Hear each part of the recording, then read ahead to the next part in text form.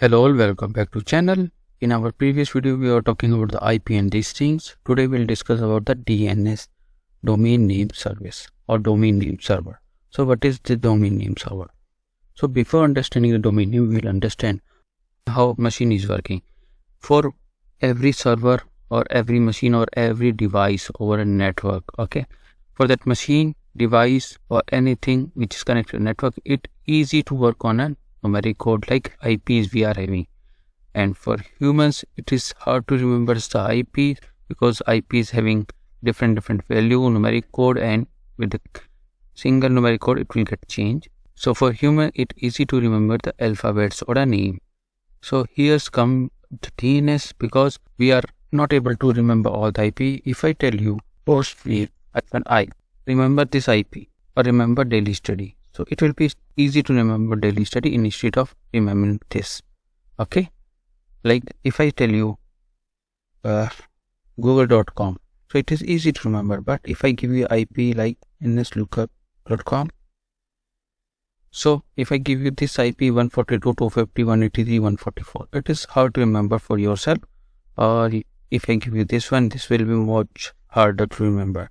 So what DNS is doing, in DNS server we are making an entry saying I am having a name of this and IP of this. So they have made the entry google.com, and against the entry they have made IPv4 and IPv6 entry.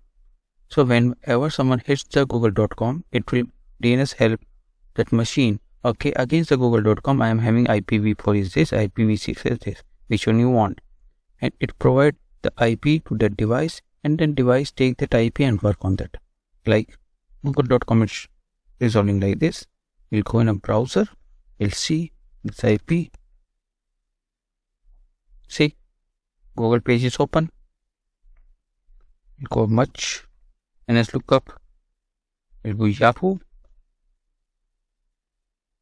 Okay, for Yahoo we are having different IPs. We'll check this one. Okay, Yahoo page is under maintenance, but at least it is hitting the Yahoo page. See, so that's how DNS help us to remember the name. With the name, it will get resolved with the IP. So there are two things. If I do ping google.com, okay, I am getting the IP because my server is having DNS entry. My server know which DNS I have to hit on. Then server is going to the DNS, and DNS is resolving the name with the IP. Okay.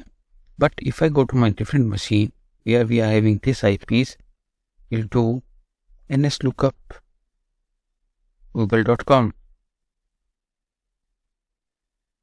It will not resolve because it is not having any DNS server defined. So there are two things. First, we should have the DNS server. Under that DNS server, we should have entry for those URL which we are hitting. Secondly, on a client side, we should define the DNS name. Okay, we should define the DNS server IP or name where our query will go. See, Bing is also not working. Not Google, Yahoo also will not work. See, because it is not having DNS. But my this worker 2 is having the DNS. So it is resolving hostname to IP. So there's the use of DNS. It will make an entry against the yahoo.com. This IP is there, or we can have multiple IP. Whenever someone hits the yahoo.com, DNS resolve the host name against the IP. IP gets to the client, and client hits it.